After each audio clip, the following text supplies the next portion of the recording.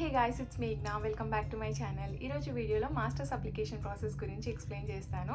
మనం అప్లై చేయాలనుకున్నప్పుడు ఎలా స్టార్ట్ చేయాలి, ఎక్కడి నుండి స్టార్ట్ చేయాలి అని మనకు కొన్ని డౌట్స్ ఉంటాయి కదా. అవన్నీ వీడియోలో క్లియర్గా స్టెప్ బై స్టెప్ ఎక్స్ప్లెయిన్ చేస్తాను.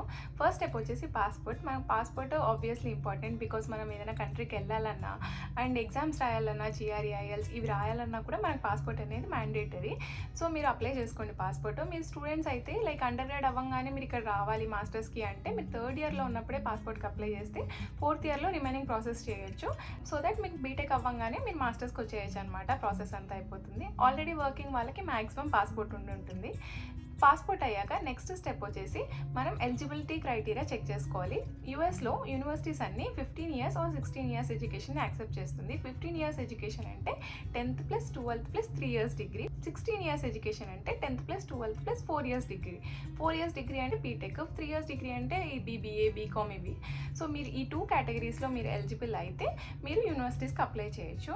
And most of the universities 16 years ఎడ్యుకేషన్ని యాక్సెప్ట్ చేస్తుంది. కొన్ని యూనివర్సిటీస్ మాత్రమే 15 ఇయర్స్ ఎడ్యుకేషన్ని యాక్సెప్ట్ చేయదు. సో ఒకవేళ మీరు 15 ఇయర్స్ ఎడ్యుకేషన్ అయితే మీరు ఒకసారి రీసెర్చ్ చేయండి ఏ యూనివర్సిటీస్ యాక్సెప్ట్ చేస్తాయి, ఏ యూనివర్సిటీస్ యాక్సెప్ట్ చేయవు అని. బేస్డ్ ఆన్ దట్ మీరు నెక్స్ట్ కోర్స్ అనేది సెలెక్ట్ చేసుకోవచ్చు. కోర్స్ సెలెక్షన్ చేసుకునేటప్పుడు చాలా జాగ్రత్తగా చూస్ చేసుకోండి. బికాస్ మనం కోర్సెస్ ఇప్పుడు ఏవైతే మాస్టర్స్లో చేస్తామో అదే ఫ్యూచర్లో దాని రిలేటెడ్గానే మనం వర్క్ చేయాల్సి ఉంటుంది. ఇప్పుడు మనం కంప్లీట్గా ఒక స్ట్రీమ్లో మాస్టర్స్ చేసి ఇంకో స్ట్రీమ్లో వర్క్ చేస్తే కొంచెం వీసా రిలేటెడ్ ఇష్యూస్ వస్తాయి. సో మీరు చాలా కేర్ఫుల్గా సెలెక్ట్ చేసుకోండి. ఆల్రెడీ వర్కింగ్ వాళ్ళకి మ్యాక్సిమం ఒక ఐడియా ఉంటుంది, లైక్ ఈ ఫీల్డ్లో నాకు ఇంట్రెస్ట్ ఉంది, నేను చేయాలనుకుంటున్నా అని. స్టూడెంట్స్ బీటెక్ అవ్వగానే ఇక్కడ రావాలి అంటే ఇక్కడ నెంబర్ ఆఫ్ స్పెషలైజేషన్స్ ఉంటాయి. కంప్యూటర్ సైన్స్లో అయితే ఇప్పుడు data science, AI, machine learning, cyber security, software engineering, ఇలా డిఫరెంట్ ఫీల్డ్స్ ఉంటాయి. మీకు ఏ ఫీల్డ్ ఇంట్రెస్ట్ ఉంది అంటే రీసెర్చ్ చేయండి. మీకు డేటా సైన్స్ వెళ్ళాలా లేకపోతే ఎక్కడ వెళ్ళాలి అనేది కొంచెం రీసెర్చ్ చేసి ఒక 2-3 సెలెక్ట్ చేసుకొని దాని తర్వాత దాని గురించి కొన్ని వీడియోస్ చూడండి. మీకు ఏ ఫీల్డ్ అనేది ఇంట్రెస్ట్ ఉంది, లైక్ కొన్ని ప్రాజెక్ట్స్ ఏమైనా చేయండి. సో దట్ మీకు కొంచెం ఐడియా వస్తుంది మీకు ఏ దాంట్లో ఇంట్రెస్ట్ ఉంది అనేది. దాని తర్వాత కోర్స్ సెలెక్ట్ చేసుకోండి. అండ్ ఇంకొంతమంది బీటెక్లో కంప్లీట్గా మెకానికల్, సివిల్ ఇలా చేసి ఉంటారు. వాళ్ళకి కొంచెం కూడా కంప్యూటర్ సబ్జెక్ట్స్ ఏవి చదివి ఉండరు కదా. ఇక్కడ వచ్చేటప్పుడు కొంచెం ప్రాబ్లం అవుతుంది. సో కొన్ని యూనివర్సిటీస్ కొన్ని ప్రీ రిక్విజిట్ కోర్సెస్ పెడతాయి. లైక్ మీరు ఏవి చేయలేదు కదా కోర్సెస్ బీటెక్లో, సో మీరు కొంచెం ఇవి చేస్తే కంప్యూటర్ నాలెడ్జ్ వస్తే మన కోర్సెస్ మాస్టర్స్లో ఏవైతే లెక్చర్స్ చెప్తారో మనకు అర్థమవుతుంది అనేది. అది కూడా మీరు కోర్స్ సెలెక్ట్ చేసుకునేటప్పుడు ఒకసారి మీరు చూస్ చేసుకోండి. సో అది కూడా మీరు షార్ట్ లిస్ట్ చేసుకునేటప్పుడు యూనివర్సిటీకి అది కూడా చెక్ చేసుకోండి. లైక్ మీరు కంప్లీట్ డిఫరెంట్ బ్యాక్గ్రౌండ్ నుంచి కంప్యూటర్ బ్యాక్గ్రౌండ్కి వస్తున్నారు అంటే అది చూస్ చేసుకోండి. లేదు మీరు మాస్టర్స్లో సివిల్, మెకానికల్ అలా మీ ఫీల్డే చూస్ చేసుకుంటున్నారు అంటే నో ఇష్యూస్. ఓన్లీ మీకు ఏ కోర్సు దాంట్లో ఏ స్పెషలైజేషన్ అనేది మీరు జస్ట్ చూస్ చేసుకోండి. నెక్స్ట్ స్టెప్ కోర్స్ అయ్యాక బడ్జెట్. మీకు బడ్జెట్ ఎంతైనా పర్లేదు అంటే మీరు మీకు నచ్చిన కోర్సు మీకు నచ్చిన యూనివర్సిటీలో వెళ్ళిపోవచ్చు. లేదు నాకు ఇంతే బడ్జెట్లో కావాలి అంటే మనం ఇంకొంచెం రీసెర్చ్ చేయాలి. బికాస్ మనకు నచ్చిన కోర్సు ఏ యూనివర్సిటీస్ ప్రొవైడ్ చేస్తున్నాయి అండ్ మన బడ్జెట్లో ఉందా లేదా అనేది చెక్ చేసుకోండి. మ్యాక్సిమం పబ్లిక్ యూనివర్సిటీ సెలెక్ట్ చేసుకోవడానికి ట్రై చేయండి. బికాజ్ ప్రైవేట్ యూనివర్సిటీస్కి కొంచెం ఫీ ఎక్కువ ఉంటుంది. మీకు స్కాలర్షిప్స్ వస్తే ఓకే, మీరు అది కూడా చేయొచ్చు. అండ్ ర్యాంకింగ్స్ కూడా చెక్ చేసుకోండి. యూనివర్సిటీ ర్యాంకింగ్స్ ఎంత ఉంది ఏంటి అనేది కూడా. అండ్ ఆల్సో దాని గ్రాడ్యుయేషన్ రేట్, యాక్సెప్టెన్స్ రేట్, ఇవన్నీ ఫ్యాక్టర్స్ కూడా కొంచెం చెక్ చేయండి యూనివర్సిటీ షార్ట్ లిస్ట్ చేసుకునేటప్పుడు based on course, budget. And also place it completely depends on you. మీకు ఏ ప్లేస్ కావాలంటే అది అక్కడ చూస్ చేసుకోండి. లైక్ ఇక్కడ ఇదే ప్లేస్లో ఉంటేనే జాబ్ ఆపర్చునిటీస్ ఎక్కువ వస్తాయి అలా ఏం లేదు. విత్ ఇన్ యూఎస్ ఎక్కడైనా మనకు టాలెంట్ ఉంటే ఎక్కడైనా జాబ్స్ వస్తాయి. జస్ట్ ఇక్కడ నుండి అక్కడ మూవ్ అవ్వాల్సి వస్తుందేమో, మేబీ జాబ్ వస్తే అలా. అండ్ కొంతమందికి వెదర్ కూడా ఇంపార్టెంట్ ఫ్యాక్టరే ఉంటుంది. లైక్ టెక్సస్లో ఇప్పుడు చూడండి, ఇక్కడ నార్మల్ లైక్ ఇండియన్ క్లైమేట్ లానే ఉంటుంది. వేరే స్టేట్స్లో స్నో అలా పడుతుంది. మీకు ఓకే అనుకుంటే అది కూడా వెళ్ళచ్చు. ప్లేస్ అనేది completely depends on you. Job opportunities అయితే ఎక్కడైనా ఈక్వల్గానే ఉంటాయి. సో యూనివర్సిటీని అయితే మీరు చూస్ చేసుకుంటారు based on course, budget, place, weather ఇవన్నీ బట్టి. మీకు అన్నీ సెట్ అయ్యాక ఒక 4 to 5 యూనివర్సిటీస్ షార్ట్ లిస్ట్ చేసుకోండి, అప్లై చేయండి. అంతకంటే ఎక్కువ అప్లై చేస్తే లైక్ అప్లికేషన్ ఫీజు అవన్నీ కూడా ఉంటాయి కదా. సో మీకు ఏవైతే కరెక్ట్గా సెట్ అవుతాయి అనుకుంటే దానికి మాత్రమే మీరు అప్లై చేసుకోండి. సో మనకు ఎక్కువ ఎక్స్పెన్సెస్ కాకుండా ఉంటుంది అప్లికేషన్ ఫీ అంతా. నెక్స్ట్ స్టెప్ వచ్చేసి ఎగ్జామ్స్కి ప్రిపేర్ అవ్వడం. మీరు ఏవైతే యూనివర్సిటీ షార్ట్ లిస్ట్ చేసింటారో ఆ యూనివర్సిటీస్ ఏ ఎగ్జామ్స్ యాక్సెప్ట్ చేస్తుంది అనేది అనేది మీరు చెక్ చేసుకోవాలి పోర్టల్లో.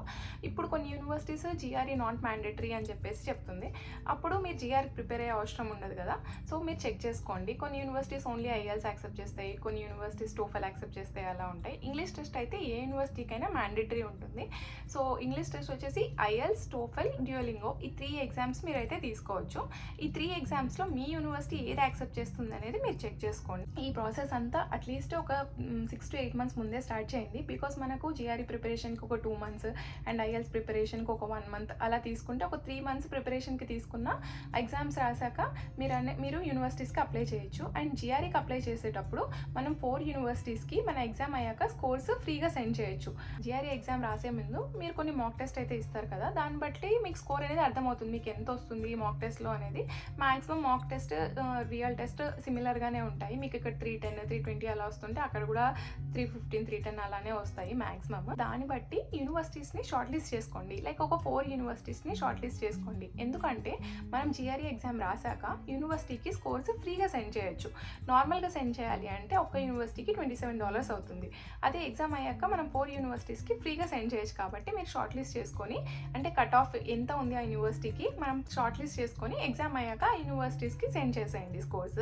అండ్ ఐఎల్స్కి అయితే మనం స్కోర్ వచ్చాక తర్వాత సెండ్ చేయాల్సిందే. టోఫెల్కి అయితే మనం 1 day బిఫోరే సెండ్ చేయొచ్చు. అంటే యూనివర్సిటీస్ మనం సెట్ చేయాలి, మన మార్క్స్ వచ్చాక డైరెక్ట్ ఆ యూనివర్సిటీస్కి వెళ్ళిపోతాయి. బట్ జిఆర్ఈ అయితే ఆఫ్టర్ ఎగ్జామ్, టోఫెల్ అయితే బిఫోర్ ఎగ్జామే మనం సెట్ చేయాల్సి ఉంటుంది యూనివర్సిటీస్కి సెండ్ చేయడానికి స్కోర్. నెక్స్ట్ స్టెప్ వచ్చేసి మనం ట్రాన్స్క్రిప్ట్స్కి అప్లై చేయండి. రిజల్ట్ వచ్చేంత దాకా మీరు వెయిట్ చేస్తుంటారు కదా, ఆ టైంలో ట్రాన్స్క్రిప్ట్స్కి అప్లై చేయండి. ఈ ట్రాన్స్క్రిప్ట్స్ నార్మల్ మార్క్ షీట్ మనకి ఇస్తారు కదా, అది కాకుండా యూఎస్ యూనివర్సిటీస్కి అప్లై చేయాలంటే మనకు ట్రాన్స్క్రిప్ట్సే కావాలి. సో మీరు కాలేజ్కి వెళ్ళి ట్రాన్స్క్రిప్ట్స్కి అనేది అప్లై చేయండి. కొన్ని యూనివర్సిటీస్కి వెస్ అనేది అడుగుతారు, చాలా తక్కువ యూనివర్సిటీస్కి అడుగుతారు. వెస్కి కూడా మళ్ళీ మనం ఎవాల్యుయేషన్ చేయించాలి, అది కూడా ఒక 30,000 దాకా అవుతుంది. సో మీరు అది కూడా చెక్ చేసుకోండి, మీరు సెలెక్ట్ చేసుకునే యూనివర్సిటీస్కి వెస్ ఉందా లేదా అని చెప్పేసి. లైక్ ఒక 2 to 3 యూనివర్సిటీస్కి వెస్ కావాలి అంటేనే వెస్ చేయించండి, బికాస్ అది కూడా మనకు ఒక 30,000 దాకా అవుతుంది. కాబట్టి వెస్ ప్రాసెస్ ఏంటి అంటే మనకు నార్మల్గా మనకు అవుట్ ఆఫ్ 10 CGPA వస్తుంది. ఇప్పుడు మనకి 8 CGPA వస్తుంది 10కి, బట్ యూఎస్లో అవుట్ ఆఫ్ 4 వస్తుంది అనమాట. సో మనది 10ని వాళ్ళు కన్వర్ట్ చేస్తారు అవుట్ ఆఫ్ 4 స్కేల్కి. అలా కన్వర్షన్కి మనం పే చేయాల్సి ఉంటుంది. నెక్స్ట్ స్టెప్ వచ్చేసి letter of recommendations. Letter of recommendations కూడా చాలా ఇంపార్టెంట్. యూఎస్లో కాలేజ్ అడ్మిషన్స్ ఎలా ఉంటాయంటే బేస్డ్ ఆన్ స్కోర్. ఇప్పుడు మనకు 99% వస్తే పక్క అడ్మిషన్ వస్తుంది అలా ఉంటుంది, బట్ ఇక్కడ అలా ఉండదు. మన అన్ని letter of recommendations, statement of purpose, మన ఎక్స్ట్రా కరిక్యులర్ యాక్టివిటీస్ అన్నీ చూసి అడ్మిషన్ ఇస్తారు. మనకు 70% ఉన్నా కూడా మంచి కాలేజ్లో అడ్మిషన్ వచ్చే ఛాన్సెస్ ఉంటుంది. సో మీరు లెటర్ ఆఫ్ రికమెండేషన్స్ మనం ఎంత మంచిగా ఉంటే మనకు అంత వాల్యూ వస్తుంది మన ప్రొఫైల్కి. మనం లెటర్ ఆఫ్ రికమెండేషన్స్ మన ప్రొఫెసర్తో తీసుకోవచ్చు. ఆల్రెడీ వర్కింగ్ వాళ్ళైతే మీరు ఆఫీస్లో కూడా తీసుకోవచ్చు, లైక్ మీ టీఎల్ మేనేజర్స్తో కూడా తీసుకోవచ్చు. వాళ్ళు మన గురించి ఎక్స్ప్లెయిన్ చేస్తారు, లైక్ వీల్ గుడ్ స్టూడెంట్, మంచి ఎంప్లాయీ, మంచిగా వర్క్ చేస్తారు అలా అని చెప్పేసి వాళ్ళ ఇష్టం, అది ఏదైనా రాయొచ్చు వాళ్ళు లెటర్ ఆఫ్ రికమెండేషన్లో.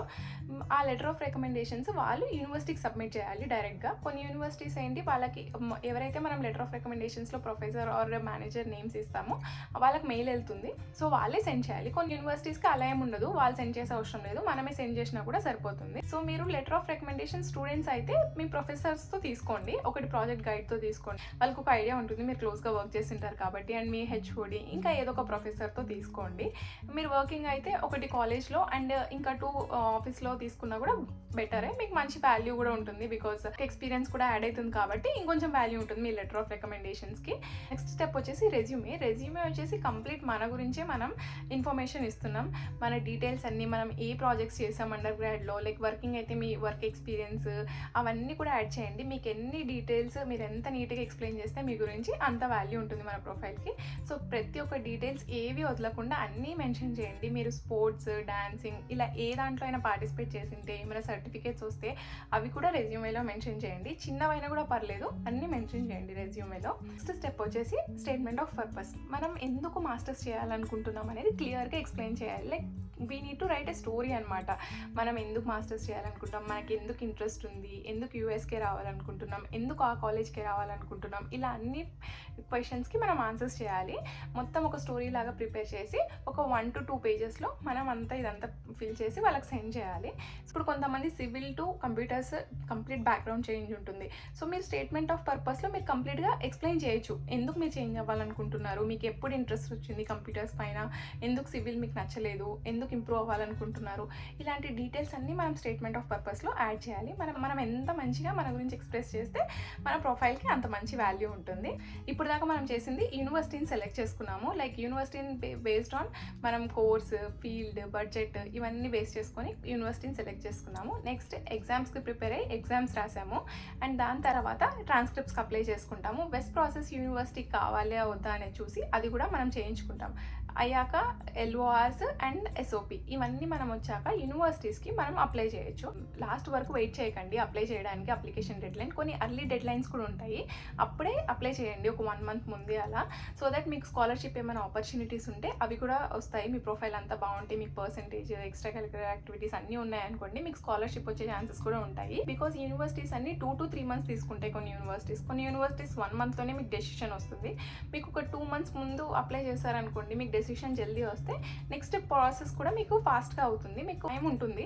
ఫాస్ట్గా కాకుండా మీకు మెల్లిగా చేసుకోవచ్చు నెక్స్ట్ ప్రాసెస్ అంతా కూడా. అన్నీ మెన్షన్ చేస్తాను చూడండి, ఏ డాక్యుమెంట్స్ అయితే మీరు సబ్మిట్ చేయాలి మీరు యూనివర్సిటీకి అప్లై చేసేటప్పుడు అనేది. యూనివర్సిటీస్కి అప్లై చేశాక మీకు ఒక 2 months టైం ఉంటుంది డెసిషన్ రావడానికి అన్ని యూనివర్సిటీస్ నుండి. మీరు వన్స్ అప్లై చేశాక స్టెప్ వచ్చేసి ఫండింగ్, వీసా, ట్రావెల్, దీని గురించి నెక్స్ట్ టాపిక్స్లో ఇంకా వీడియోస్ చేస్తాను, అప్పుడు ఎక్స్ప్లెయిన్ చేస్తాను. సో ఇక్కడైతే అప్లై చేశాక ఒక 2 months గ్యాప్ ఉంటుంది మీకు. ఆ లోపల మీరు ఫండింగ్ అనేది చూసుకోండి. లైక్ మీకు విత్ ప్రాపర్టీయా వితౌట్ ప్రాపర్టీయా అనేది చూస్ చేసుకొని దాన్ని బట్టి మీరు ఏ బ్యాంక్ ఉన్నాయి, ఇంట్రెస్ట్ రేట్ ఎంత అన్ని కనుక్కొని ఈ 2 monthsలో మీరు ఫండింగ్, లోన్ అవన్నీ ప్రాసెస్ అనేది స్టార్ట్ చేసేయండి. ఇవన్నీ ప్రాసెస్ చేయడానికి కన్సల్టెన్సీస్తో వెళ్తే మీకు ప్రాసెస్ అనేది ఈజీ అవుతుంది. బట్ కన్సల్టెన్సీస్ ఎలా అంటే వాళ్ళు ఏ కాలేజెస్తో అయితే లింకప్ అయి ఉన్నారో అదే కాలేజెస్కి అప్లై చేస్తారు మ్యాక్సిమం.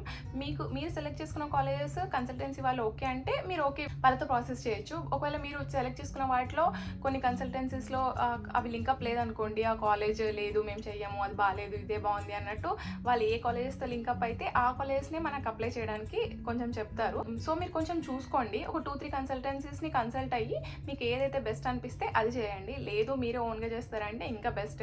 మీకు ఏ యూనివర్సిటీస్ కావాలి అవన్నీ మీరే అప్లై చేసుకోవచ్చు. So that's it for today's video.